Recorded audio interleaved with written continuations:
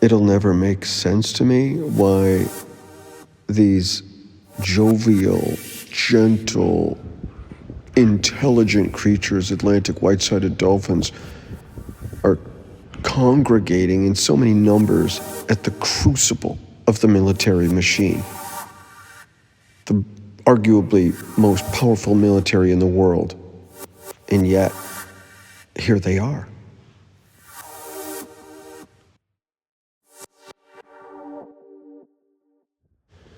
It doesn't even register what's happening at this moment. The juxtaposition of white-sided dolphins, Atlantic, it's the most amazing marine mammal right before my very eyes, juxtaposed with the military might of the United States Navy. I'm exhausted, delirious, practically delusional. And we haven't even really begun the journey.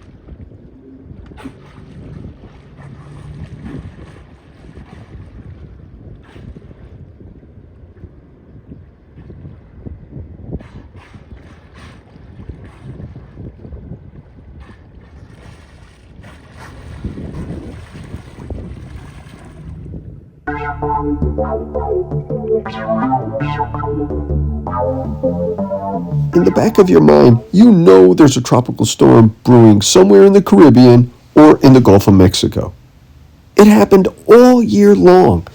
So making a journey with a sailing vessel that only goes about 5 or 6 nautical miles an hour, you've really got to plan your situation. You do not know what's coming.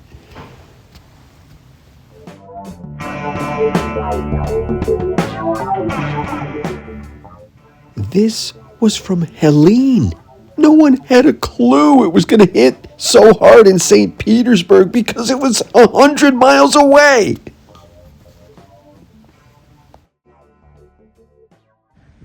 I do not know where the end of Helene started and then where the beginning of Milton. Shipwreck. Beautiful sailboat. Trashed.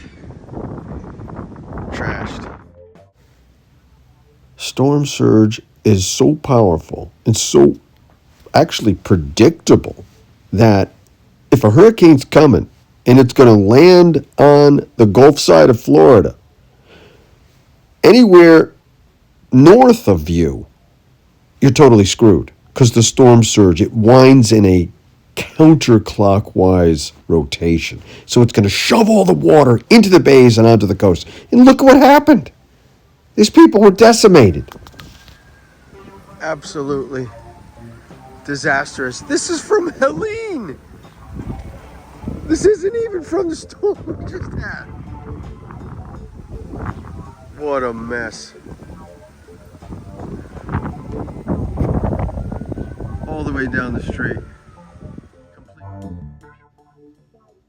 Eventually you get straight in the head and realize you just got to pick your spot. You go as late as you can in October and you head on your journey and you have a bunch of duck-in spots, which we did.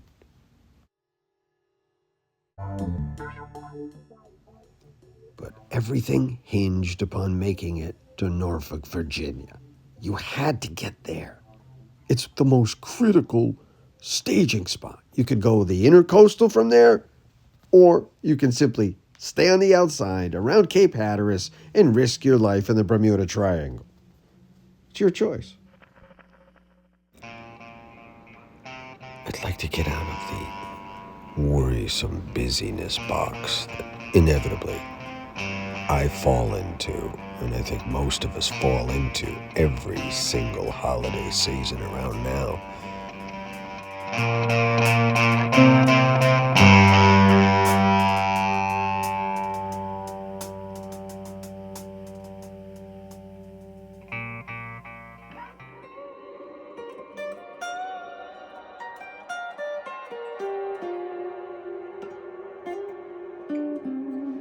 you say things like I made a misogynistic remark in terms of being outside in the dark or having a laugh about confronting a woman that was being a complete asshole, is it misogynistic in the terms that I said something just from a man to a woman? Or is it misogynistic that I made a comment about you being afraid of the dark in general? I'm just trying to wrap my mind around me being misogynistic. One of the common misconceptions with creating a vegetable stock is that oftentimes people brown the onions too much. What I've tried to teach people over the years is you just very lightly brown the onions and then you add in a little bit of an unknown spice that you pulled out of the backyard, and then you add a little bit of garlic, and then a little more, and then a little more garlic. The perspective that you can sometimes bring as a male doesn't always consider the female perspective, and in doing so, when you're making fun of the situation, you are attempting to be humorous, but it's strictly from a male perspective. And that's what feels at times to be a bit misogynistic.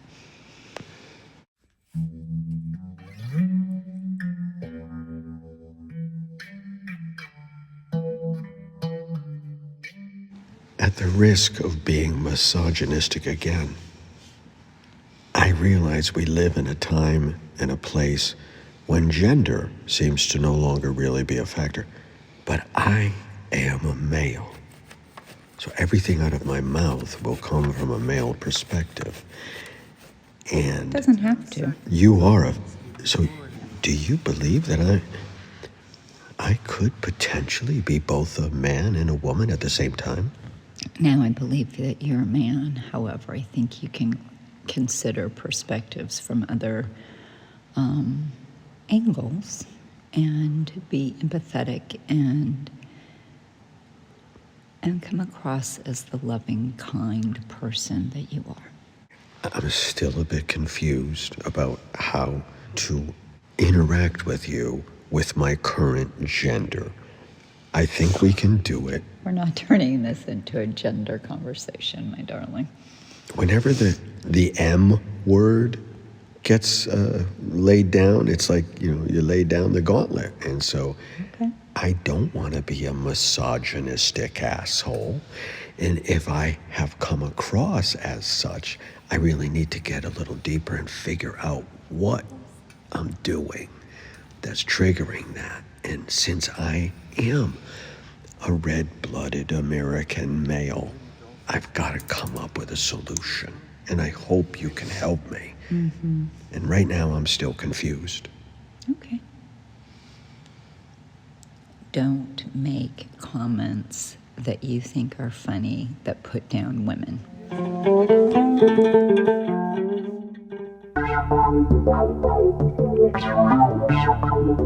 Perhaps this is a good time to introduce the why game. Why am I doing this? What's my motivation?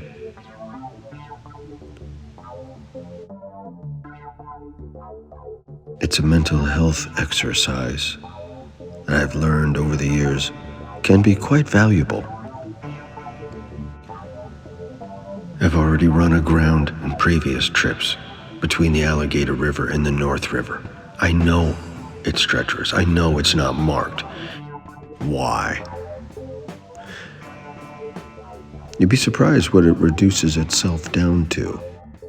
The Gulf of Mexico and the Caribbean have never recorded water temperatures this high this late in the year.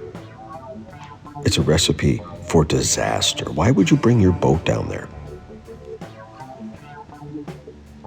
After all, most people would rather be stuck in a traffic jam than watch their vessel be strewn about and destroyed in a hurricane.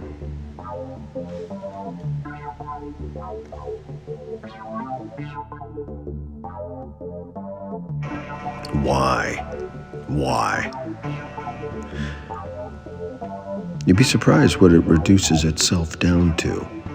All the motivations, all the things that you believe are very important. Emergency alert just came Why? through. Wind's over 50. They gotta be over that. Oh, that thing's going down.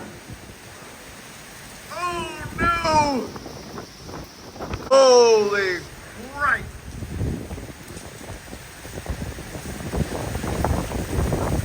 I've seen something similar on Cloud 9, so I'm not that frightened, but this isn't even the worst of it. I flew all the way back to Virginia the day after Halloween. Anticipation was through the roof. I had a small window to run the Intracoastal from Norfolk, Virginia, all the way to Morehead City, North Carolina. There was no room for error. And then this happened. The bridge at mile marker 2.6 was closed. This is unprecedented. No marine traffic was getting through, commercial or otherwise. I couldn't believe it.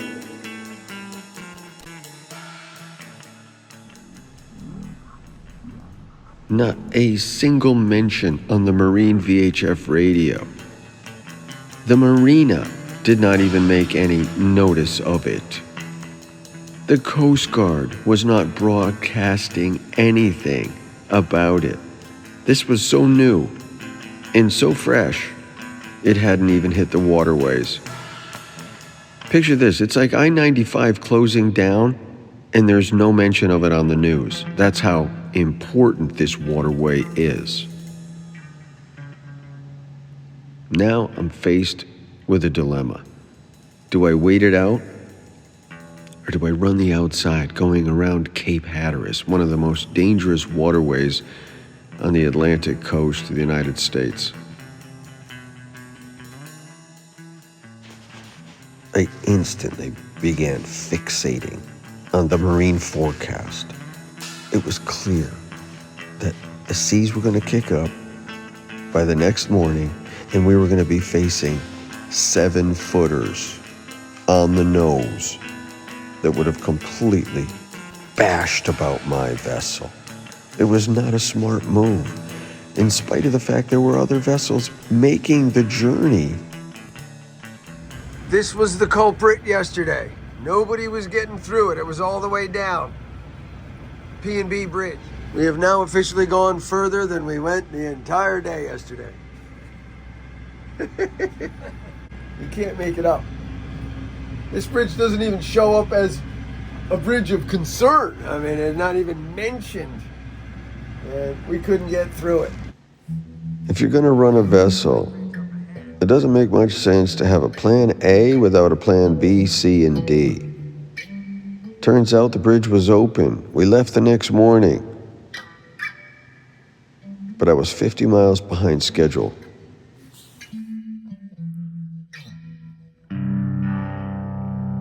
I can't sleep. There's tropical storms cropping up down south. I'm teased by the opportunity of possibly just running the outside around Cape Hatteras all the way south. But I can't. It's too risky. Finally, we catch a break. Word on the radio is the bridge is repaired and we have access to the Intracoastal.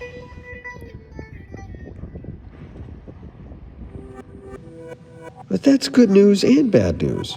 We've got to navigate our way through 180 miles of bridges, bridge keepers, lock systems, skinny water. It goes on and on. We're about to jump back in line, heading south on the Intercoastal. It's all backed up. Bridge yesterday, it was crazy. Absolutely nuts. Copacetic. Isn't that cute? Isn't that cute? Yeah.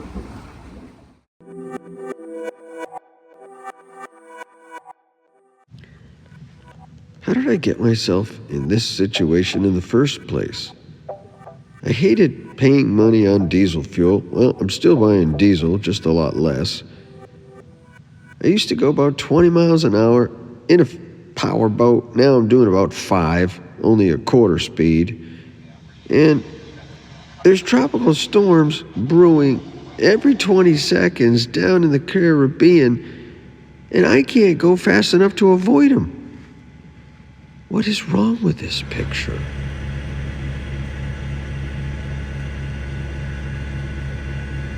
I suppose it all comes down to the time continuum once again. Our obsession with speed, getting there faster, quicker, more efficiently, supposedly more efficiently. What if you weren't in a relationship?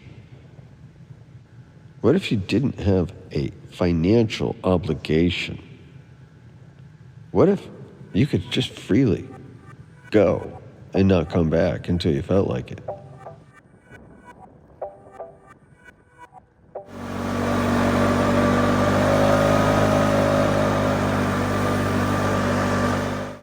You can laugh all you want, but the whole process of landscaping and blowing the leaves and raking the leaves, it's a gift. I feel like you've given me a gift to be assigned the leaves. It's not just a physical gift where you're getting cardiovascular, you're getting exercise, but you're also getting a spiritual gift.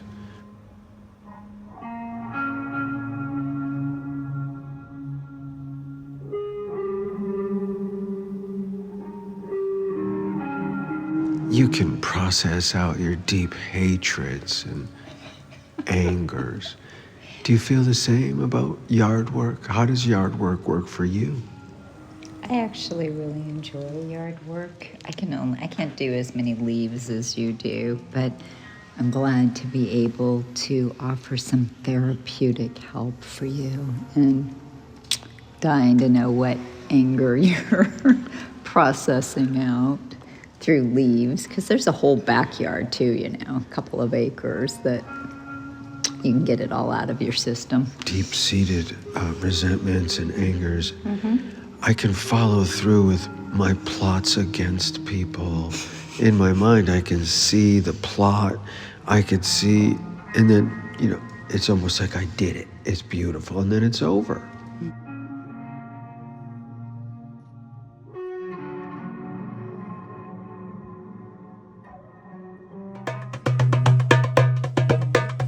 And Scott, As I stated earlier, sometimes it works when you reach people that you don't know and you employ them to assist you on your boat, and sometimes it doesn't work at all.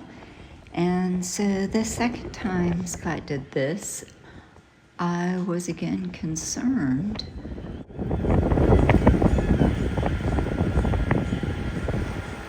We got a little bit of flutter up there. Okay.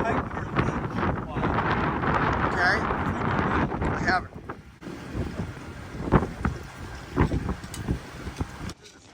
All I knew is that he would be traversing the swamps of North Carolina with a complete stranger. 30 knots.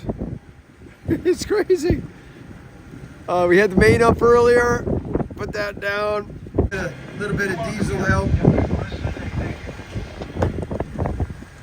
I would say, which one are you going to tighten now? Which one do you want? That little red line there, that's on the edge of the sail, that little red line. Oh, yeah? That needs to be tightened. Get out! I never realized that. Really? When I asked Scott how he met this person, how many times can you get lucky and everything goes really, really well?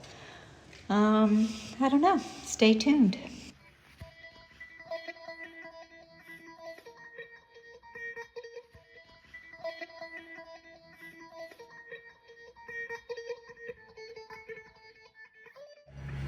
This is the ditch, and the vultures are circling.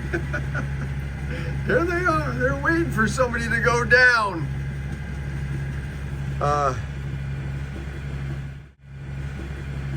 We just sailed our way through some tricky conditions, and we actually sailed. Say I did not support Mr. Musk. We got ourselves a Starlink.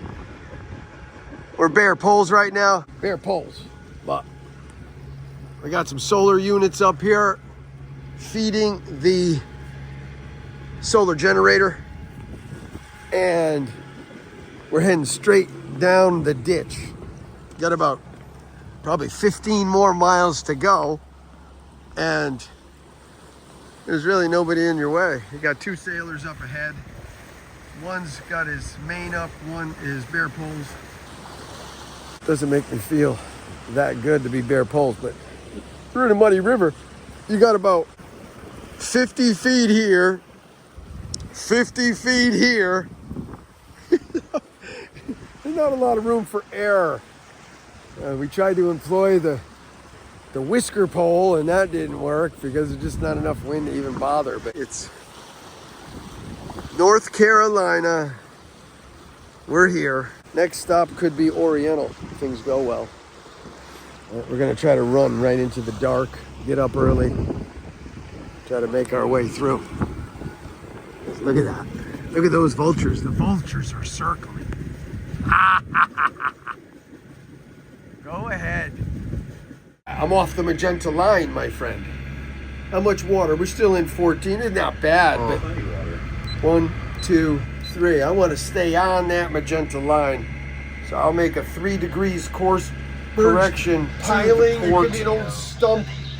You just don't know. It says we're doing 6 knots, and we are steady 6. We had it up 7.2. But you got 14 feet. That is a happy moment. 14 feet water when you're... This is the man right here. That's the man. He is taking me to places I have never been before. Mr. Frigo. Mr. Frigo. Teaching me about small little refined maneuvers that get us pushing another, half a knot. Boy, as you can see, I'm exhausted, but it's worth it. Stick with me. Everything is going fantastically until it's not. The sun is going down, but the wind is picking up. I know we're going to end up in a tricky spot where I will not be protected from the wind. We're going to get banged around. I don't know if we're going to be able to hold anchor, depending on the substrate. I start to get nervous, but there's nothing I can do. We've got to push forward. As luck would have it, we were not able to hold anchor, and the wind kicked up something fierce in the middle of the night, but that was the least of my worries. Then I had to deal with a mutiny on the Bounty, which inadvertently led to me crushing my finger while trying to pull the anchor. And worse than that, the old-fashioned cold shoulder. Stick with us. Check back next time.